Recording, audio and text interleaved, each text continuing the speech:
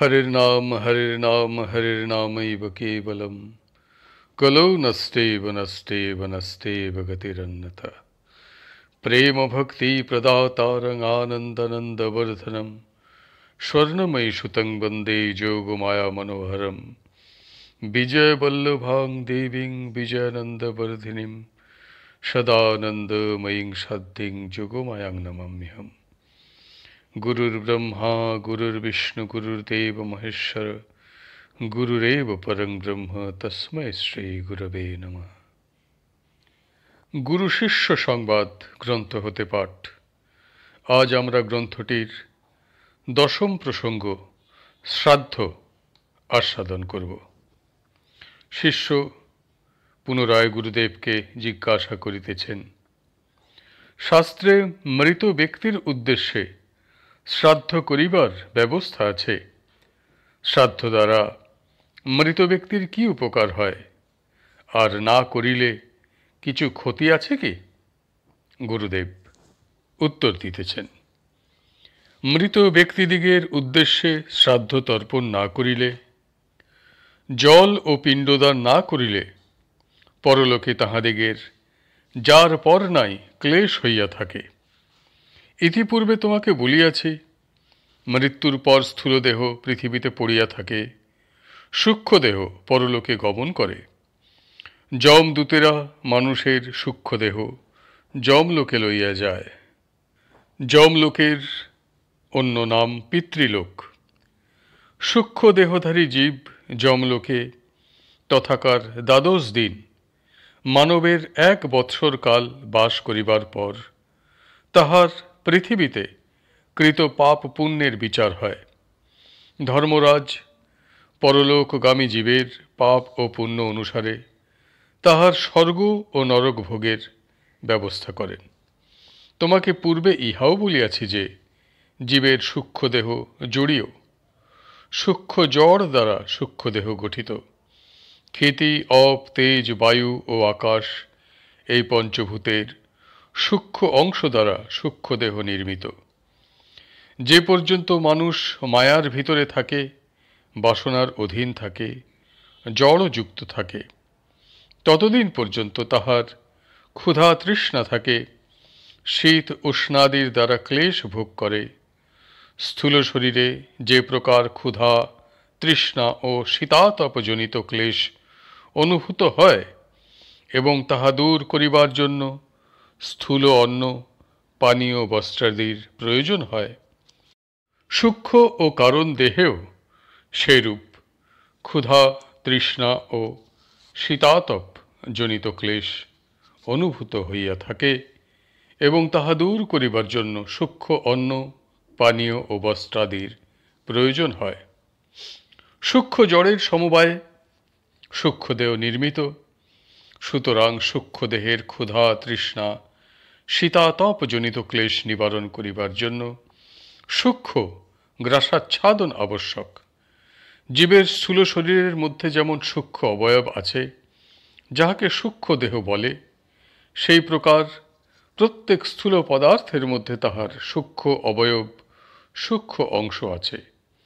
अन्न जल वस्त्र प्रभृति पदार्थ सकलेरो सूक्ष्म अंश आछे। अन्न जलेर सूक्ष्म अंश द्वारा सूक्ष्म देहेर क्षुन्निवृत्ति और पिपासा शांति हय।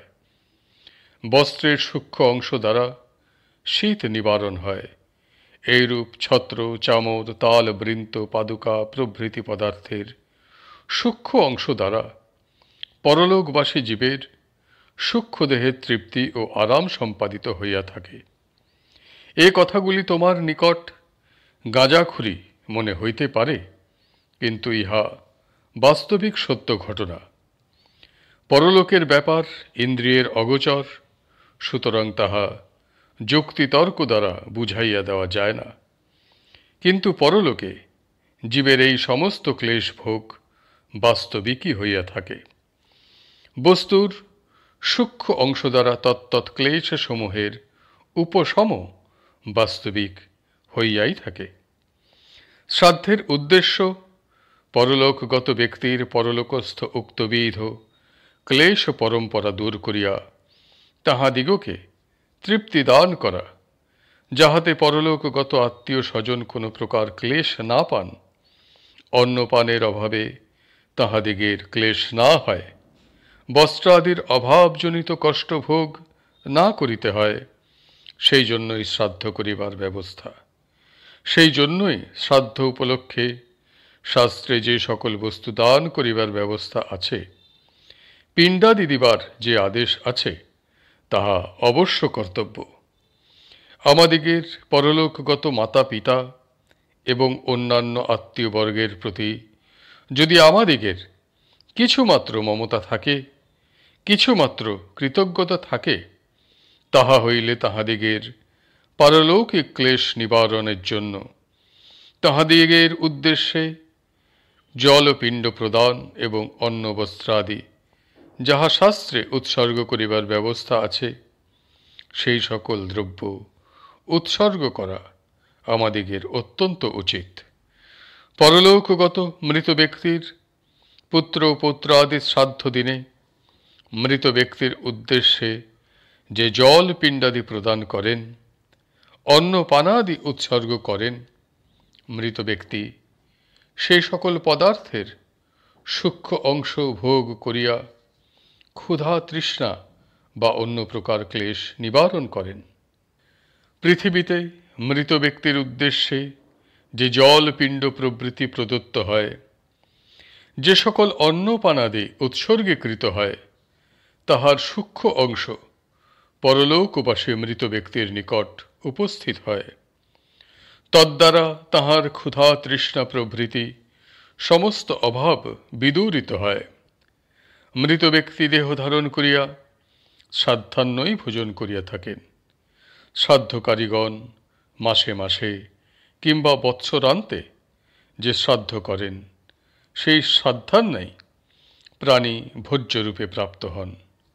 মৃত ব্যক্তি মনুষ্য হইয়া জন্মিলে শ্রাদ্ধ প্রদত্ত পিণ্ডাদি অন্নরূপে তির্যক দেহ ধারণ করিলে তদ উপযোগী খাদ্য হইয়া তাহার ভোগে আইসে। যাহার সন্ততিগণ যেরূপ দ্রব্য দ্বারা শ্রাদ্ধক্রিয়া সম্পন্ন করেন, মৃত্যুর পর দেহ ধারণ করিয়া তিনি সেইরূপ খাদ্য ভোগ করেন। শ্রাদ্ধে প্রদত্ত অন্নই সমস্ত প্রাণী উপভোগ করিয়া থাকে। সন্তান সন্ততি যে দ্রব্য দ্বারা শ্রাদ্ধক্রিয়া সম্পন্ন করেন, তাহাই অন্নরূপে পরিণত হইয়া মৃত প্রাণীর পরদেহে ভোজ্য পানীয় হইয়া থাকে। এ সম্বন্ধে একটি সত্য ঘটনা তোমাকে বলিতেছি, যাহা দ্বারা এই বিষয়ের সত্যতার পোষকতা করিবে। একটি বাঙালি ব্রাহ্মণ যুবক উত্তর পশ্চিম প্রদেশে রেলওয়েতে স্টেশন মাস্টারের কার্য করিতেন। তিনি অত্যন্ত মদ্যপায়ী ও লম্পট ছিলেন। যাহা কিছু উপার্জন করিতেন, তাহার অধিকাংশই সুরা ও গণিকা সেবাতে ব্যয় করিতেন। সৎ বিষয় সাধু উদ্দেশ্যে এক কপরতকও ব্যয় করিতেন না। এইরূপে কিছু কাল গত হইলে তাহার সাংঘাতিক পীড়া হইল। ক্রমশ পীড়া ভীষণ আকার ধারণ করিল। অবশেষে তাহার মৃত্যু উপস্থিত হইল। লোকে তাহার মৃত্যু অবধারণ করিয়া সৎকারের আয়োজন করিতে লাগিল। সব পড়িয়া রহিয়াছে। এক ব্যক্তি সবের নিকট বসিয়া আছেন। পল্লীগ্রামে সৎকারের আয়োজন করিতে কিছু বিলম্ব হয়, তাহাতে আবার বঙ্গদেশ নহে, উত্তর পশ্চিম প্রদেশে বাঙালির সংখ্যা অতি অল্প। সুতরাং সৎকারের আয়োজন করিতে বেশ কিছু অধিক বিলম্ব হইতে লাগিল। ইত্যবসরে যে ব্যক্তি সবের নিকট উপবেশন করিয়াছিলেন, তিনি দেখিতে পাইলেন যে সবের চক্ষে পলক পড়িতেছে। ক্রমে মৃত ব্যক্তি চক্ষু উন্মীলন করিলেন, কথা বলিলেন। ক্রমশ তিনি সম্পূর্ণরূপে আরোগ্য লাভ করিলেন। আরোগ্য লাভ করিবার পর তিনি বলিলেন, যখন আমার মৃত্যু হইল, সেই সময় আমি দেখিতে পাইলাম দুইজন কৃষ্ণকায় কদাকার পুরুষ পাশ ও দণ্ড হস্ত হইয়া আমাকে শরীর হইতে বাহির করিয়া শূন্য পথে লইয়া চলিল। কিছু দূর গমন করিলে আমি একটি নদী দেখিতে পাইলাম। সেই নদী পার হইয়া আমরা একটি লোকে উপস্থিত হইলাম। সেখানে বৃক্ষলতা পর্বত ইত্যাদি সকলই আছে। প্রাসাদ তুল্য প্রকাণ্ড ভবন সকলও বিদ্যমান আছে। সেখানে আমার পিতামহ প্রভৃতি পূর্বপুরুষগণকেও আমি সাক্ষাৎ করিলাম। তাহারা আমার নিকট তাহাদিগের পরিচয় প্রদান করিয়া বলিলেন, তোমার মৃত্যু হইয়াছে, তুমি পিতৃলোকে আসিয়াছ। যমরাজকে দেখাইয়া বলিলেন, ইনি পিতৃলোকের অধিপতি ধর্মরাজ। আমি যমরাজকে দর্শন করিলাম। পরে আমার পূর্বপুরুষগণ আমাকে জিজ্ঞাসা করিলেন, তুমি এখানে থাকিতে চাও অথবা পৃথিবীতে তোমার পূর্বদেহে গমন করিতে ইচ্ছা করো? তোমার দেহ এখনও পৃথিবীতে রহিয়াছে, তুমি ইচ্ছা করিলে সেই দেহে ফিরিয়া যাইতে পারো। তখন আমি বলিলাম, আমি আমার পৃথিবীস্থ দেহে ফিরিয়া যাইব। তখন যমরাজ সেই দূতদ্বয়কে আদেশ করিলেন, ইহাকে পৃথিবীতে রাখিয়া আইস। দূতদ্বয় আমাকে সঙ্গে লইয়া পৃথিবীতে আসিল এবং আমাকে দেহের মধ্যে স্থাপন করিয়া চলিয়া গেল। পিতৃলোক হইতে ফিরিয়া আসিবার সময় পিতৃলোকের বাহিরে একটি নারী ও একটি পুরুষকে অতি দুর্দশাপন্ন অবস্থায় দেখিতে পাইলাম। আমি তাহাদিগকে জিজ্ঞাসা করিলাম, আপনারা কে, আর আপনাদিগের এ প্রকার দুর্দশা হইবার কারণ কি? তাহারা বলিলেন, আমরা দুইজনে তোমার মাতা ও পিতা। আমরা যখন জীবিত ছিলাম তখন আমরা কিছুই দান করি নাই। তুমি আমাদিগের উদ্দেশ্যে এক কপোলদকও কখনো দান করো নাই এবং শ্রাদ্ধ তর্পণ কিছুই করো নাই। সেই জন্যই আমাদিগের এই দুর্দশা। মানুষ যাহা পৃথিবীতে দান করে তাহার সূক্ষ্ম অংশ পিতৃলোকে উপস্থিত হইয়া মৃত ব্যক্তির ক্ষুধা তৃষ্ণা নিবারণ করে এবং অন্য প্রকার ক্লেশ হইতে তাহাকে রক্ষা করে। এখানে আমাদিগের ক্ষুধা আছে, কিন্তু ক্ষুধা নিবারণ করিবার অন্ন নাই। পিপাসা আছে, কিন্তু পিপাসা দূর করিবার জল আমরা পাই না। শীতাতপজনিত এবং অন্য প্রকার ক্লেশ আছে, তাহা দূর করিবার উপযুক্ত উপায় বা বস্তু আমাদিগের নাই। সুতরাং আমরা নিদারুণ দুর্দশার মধ্যে পড়িয়া রহিয়াছি। বাবা, তুমি পৃথিবীতে যাইতেছ, যাহাদে আমাদিগের দুর্দশা দূর হয় তাহা করিও। নিয়ম মতো আমাদিগের শ্রাদ্ধ তর্পণ করিও, আমাদিগের উদ্দেশ্যে কিছু কিছু দান করিও, আর গয়াতেও আমাদিগের শ্রাদ্ধ করিও। গয়াতে বিষ্ণুপদে পিণ্ড দান দিলে জীবের সদ্গতি হয়। তাহার পর এই যুবক অনেক দিন জীবিত ছিলেন। যতকাল তিনি জীবিত ছিলেন সুরাপান ও গণিকা সেবা হইতে বিরত হইয়া অতি সাধুভাবে কালাতিপাত করিয়াছিলেন এবং উপার্জনের অর্ধাংশ তিনি মাতা পিতার উদ্দেশ্যে ব্যয় করিতেন। এই ঘটনাটি সম্পূর্ণ সত্য। তাহার নিকট ইহা শ্রুত হওয়া গিয়াছে। অল্পদিন হইল তাহার মৃত্যু হইয়াছে। সূক্ষ্মদেহে যে আহারাদির প্রয়োজন হয় তাহা শাস্ত্র পাঠ করিলে দেবতাদিগের অমৃত পান, সোমরস পান ইত্যাদি বিবরণ হইতেও জানিতে পারা যায়। দেবতাদিগের শরীর সূক্ষ্ম, সূক্ষ্ম দেহ বিশিষ্ট দেবগণ আহার পান করিয়া থাকেন, তাহাদিগের পানাহারের প্রয়োজন হয়। শ্রাদ্ধের অন্য প্রয়োজনও আছে। পিতৃলোকে প্রত্যেক বর্ণের একজন করিয়া 7 জন দৈব পিতৃপুরুষ আছেন, যথা অগ্নিশোবাত্তা, বর্হিষৎ, সোমপা, আজ্যপা, সুকালীন, হবিষ্মন্ত ও উষ্মপা। ইহাদিগের মধ্যে সোমপা ব্রাহ্মণদিগের, হবিষ্মন্ত ক্ষত্রিয়দিগের, আজ্যপা বৈশ্যদিগের, সুকালীন শূদ্রদিগের পিতৃপুরুষ, অগ্নিশোবাত্তা দেবতাদিগের এবং বর্হিষৎ দৈত্য, দানব, যক্ষ, গন্ধর্ব, সর্প, রাক্ষস, সুপর্ণ ও কিন্নরদিগের পিতৃপুরুষ। सोमुपनाम विप्राणं क्षत्रियाणं हविर्भुजः বৈশ্যানামাজ্জপা নাম শূদ্রানন্তু সুকালিনঃ। মনুসংহিতা। এই সকল পিতৃপুরুষ সমাধি দ্বারা প্রত্যেক বর্ণের মঙ্গল বিধান করিতেছেন।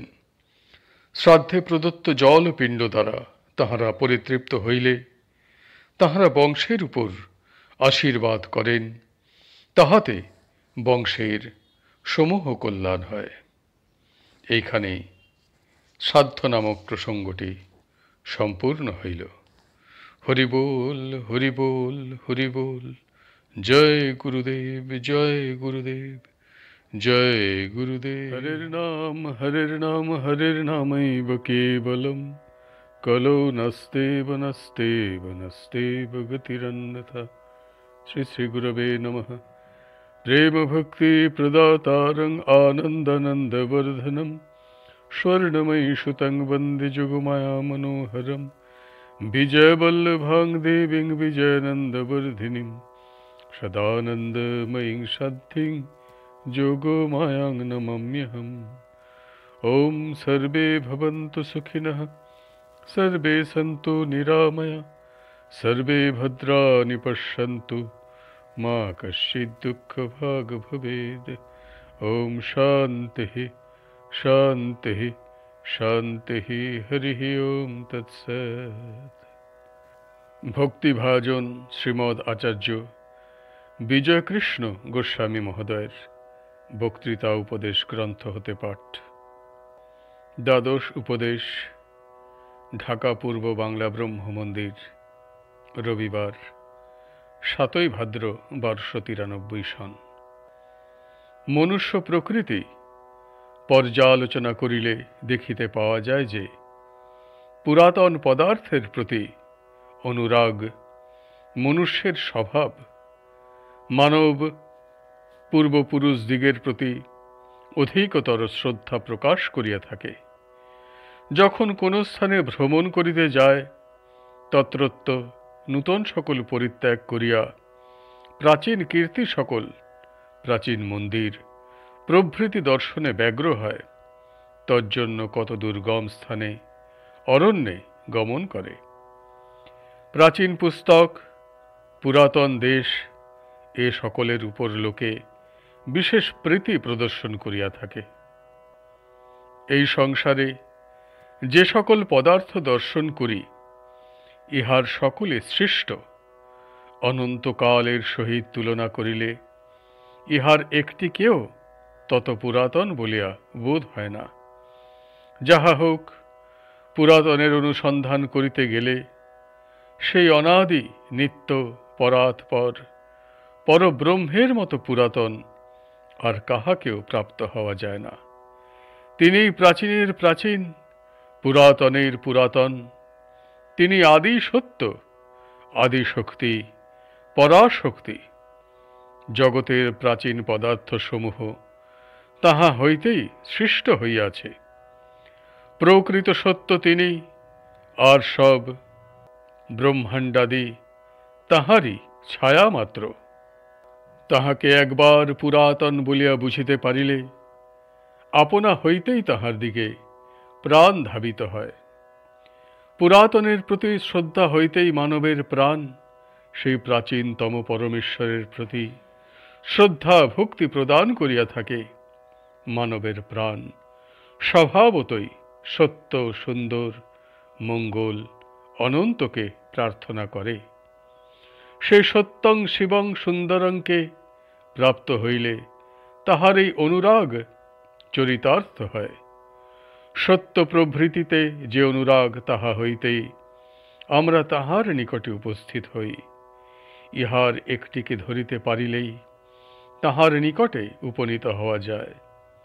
আমরা সেই পুরাতন পুরুষের পূজার জন্য এখানে উপস্থিত হইয়াছি।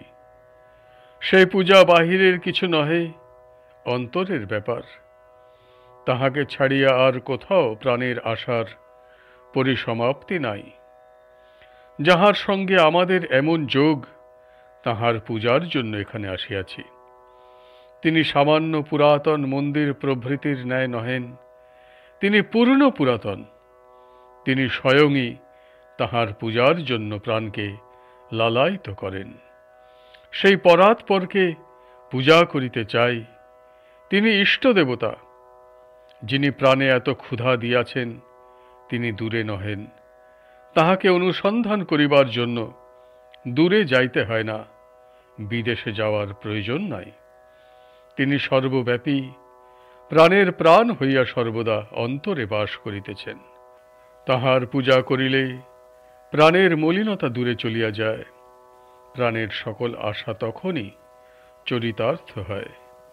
প্রাণ যদি একমাত্র তাহাকে পূজা করিতে চায়, তবেই তাহার পূজা হয়।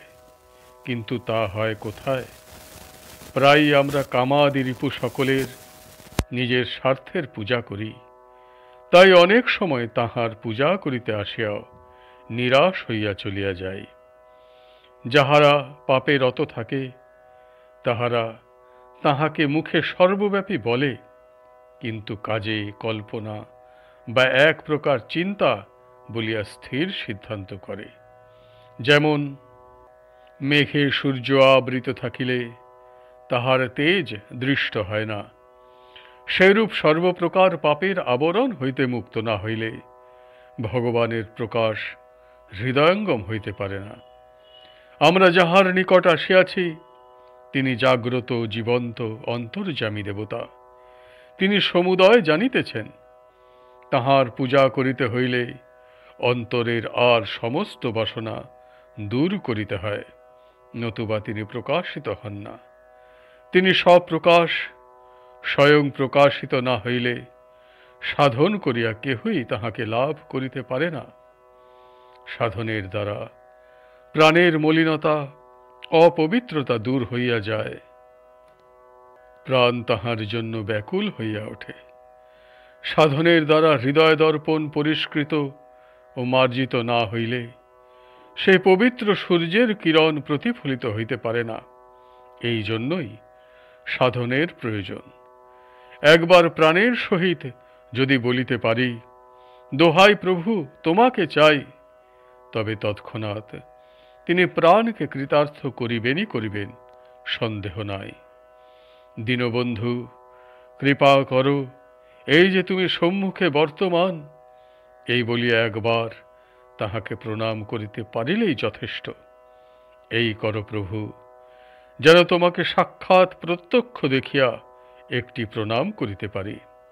এই যেন জপ হয়, প্রভু সুখ দুঃখে তোমারই ইচ্ছা পূর্ণ হোক। তিনি আমার পিতা মাতা আশ্রয়, আর ভয় নাই। প্রাণের সহিত এই বিশ্বাস হইলেই ধর্ম হইল। শোনা কথায় ও বইয়ের কথায় প্রাণ বাঁচে না, প্রকৃত বিশ্বাস চাই। তিনি সাক্ষাৎ প্রত্যক্ষ দেবতা, ইহা কল্পনা নয়। তাহাকে দেখা যায়, ধরা যায়, আস্বাদন করা যায়, শোনা যায়। এ কথার কথা নয়, আমি স্বয়ং পরীক্ষা করিয়া বলিতেছি। তিনি যখন প্রকাশিত হন, তখনই আমার শক্তি, নতুবা আমি অসার। তাকে একবার দেখিলে উৎসাহ ফুরায় না, শক্তি কমে না। ওই যে পূর্বে আসক্তি রিপু সকল বিদ্রূপ করিয়াছিল, তাহারা আসিলে বলি, একবার না হয় পড়িয়া গিয়াছিলাম, তাতে কি? তখন সমস্ত রিপু তাহার পূজা করিতে থাকে। তখন আর তারা রিপু থাকে না, বন্ধু হইয়া যায়। রিপু সকল একবার তাহার পূজা করিলে আর বিদ্রূপ করে না। তাহারা বলে, আমরা কেবল তোমার প্রভুকেই পূজা করিব।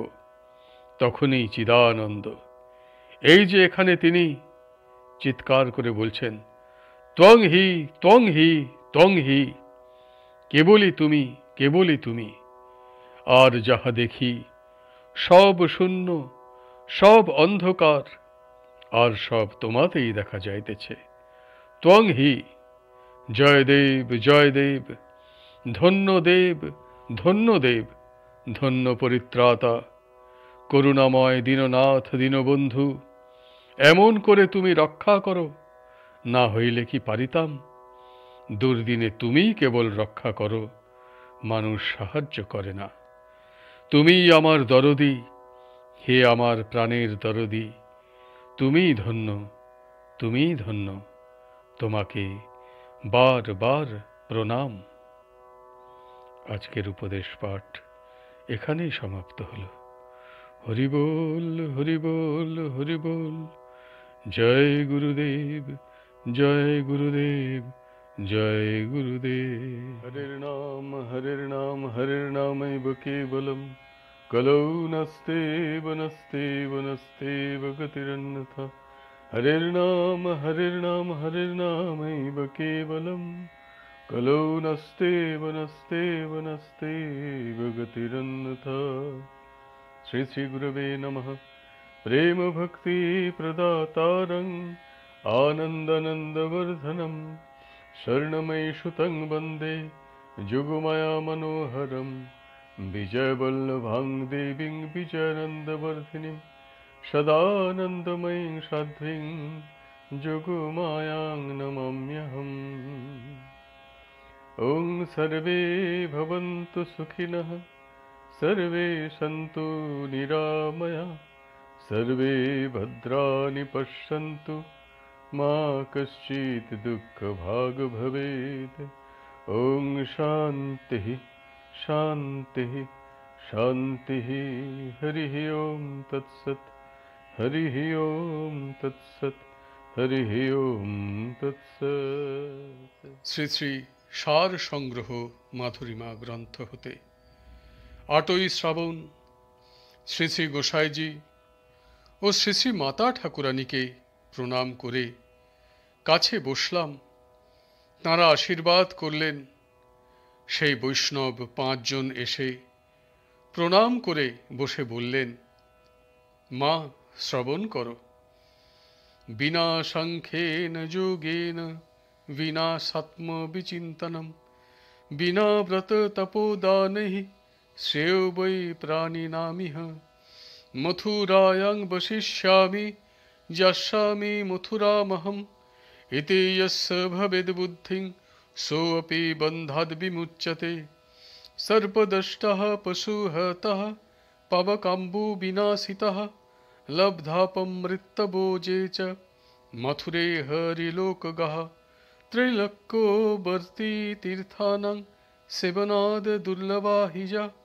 परमानंदमयी सिद्धिर्मथुरा स्पर्शमात्रतः श्रुता स्मृता कीर्तिता च वाञ्छिता प्रेक्षिता गता स्पृष्टा श्रिता सेविता च मथुराभीष्टदा नृणाम्।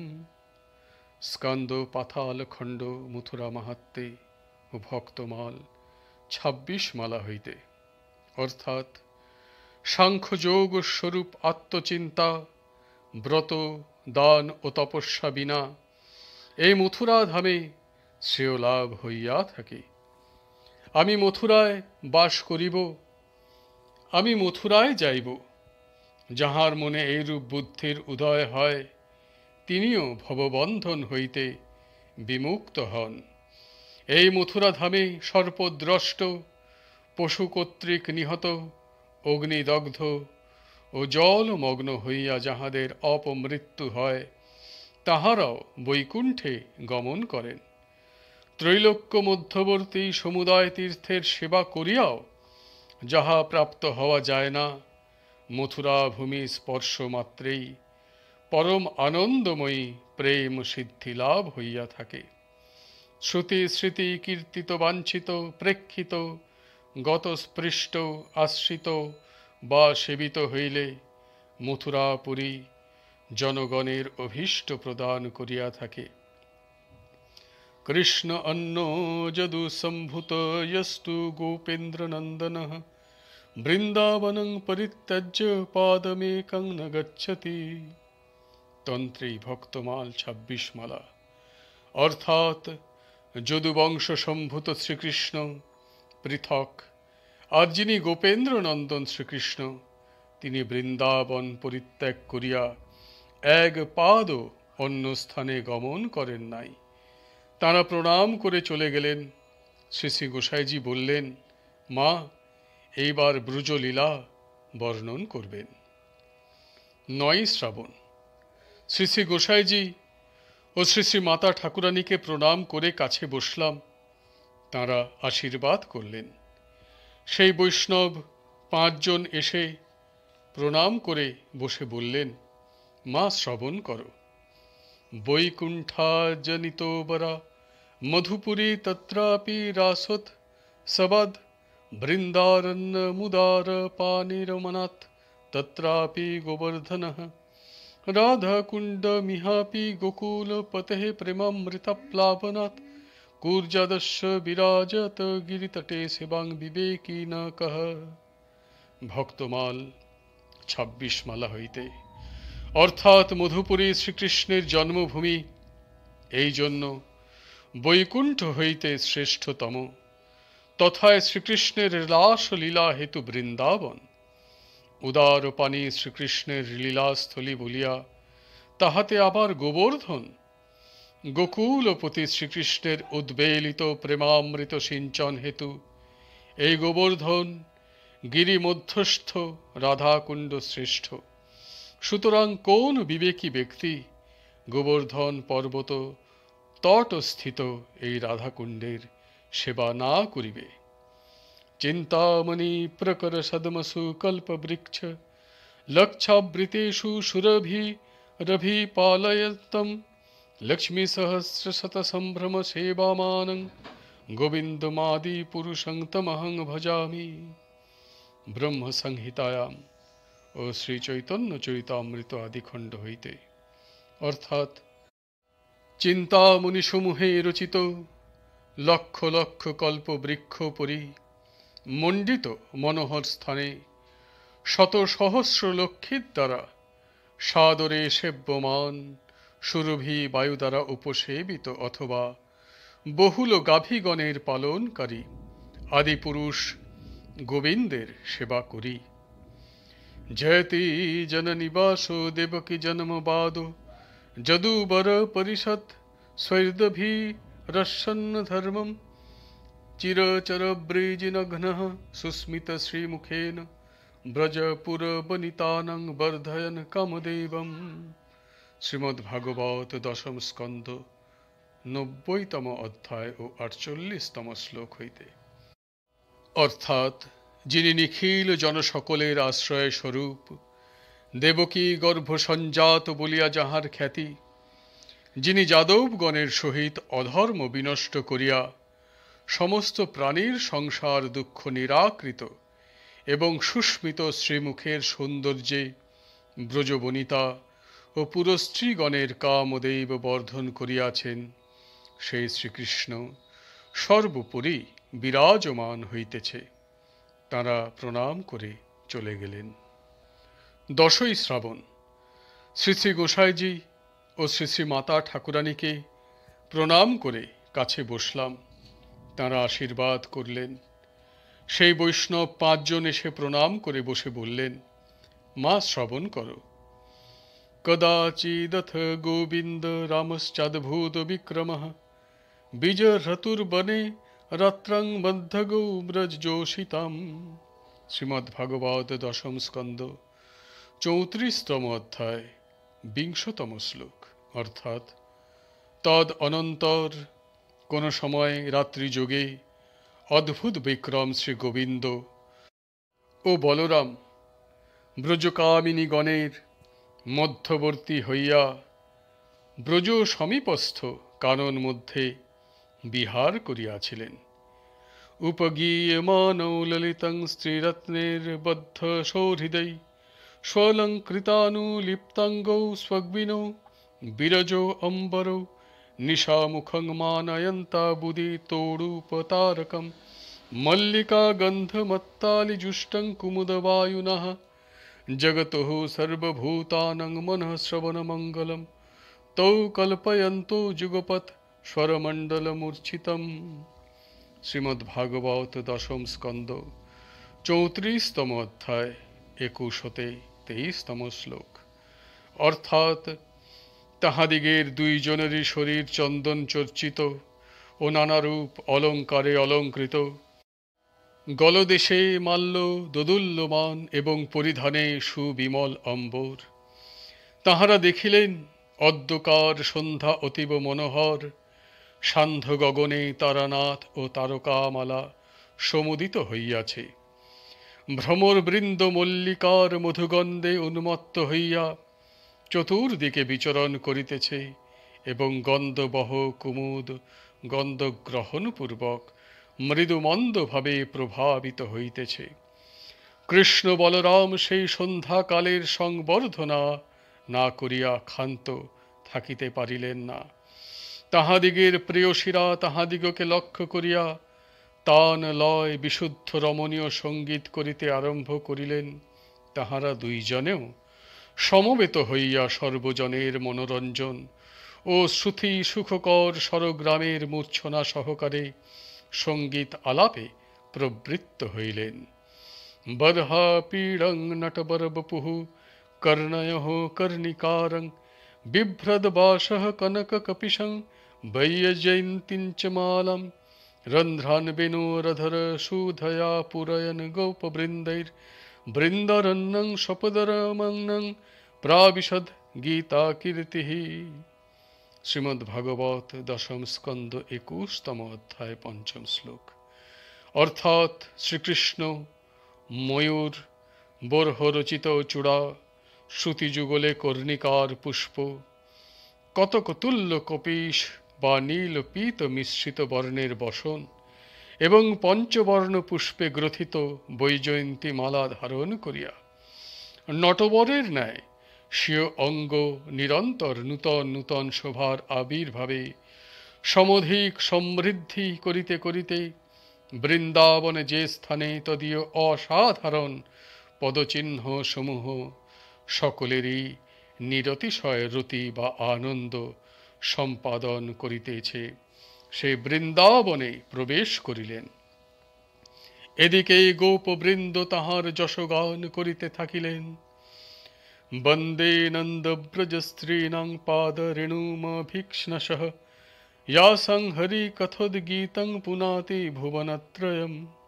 শ্রীমদ্ ভাগবত দশম স্কন্দ 40তম অধ্যায় 63 ও 56তম শ্লোকে বর্ণিত হইয়াছে। অর্থাৎ যাহাদিগের হরিলীলার উচ্চগান ত্রিলোক পবিত্র করিতেছে, সেই নন্দব্রজবাসিনী রমণী বৃন্দের পদরেণু আমি পুনঃ পুনঃ বন্দনা করি। তাঁরা প্রণাম করে চলে গেলেন। হরি বল হরি বল হরি বল। জয় গুরুদেব জয় গুরুদেব জয় গুরুদেব। জয় গুরু জয় গুরু জয় গুরু জয়। জয় গুরু জয় গুরু জয় জয় গুরু জয়। জয় গুরু জয় গুরু জয় গুরু জয়। জয় গুরু জয় গুরু জয় জয় গুরু জয়। জয় গুরু জয় গুরু জয় গুরু জয় জয় জয়। জয় গুরু জয় গুরু জয় গুরু জয় জয় জয়। জয় গুরু জয় গুরু জয় গুরু জয়।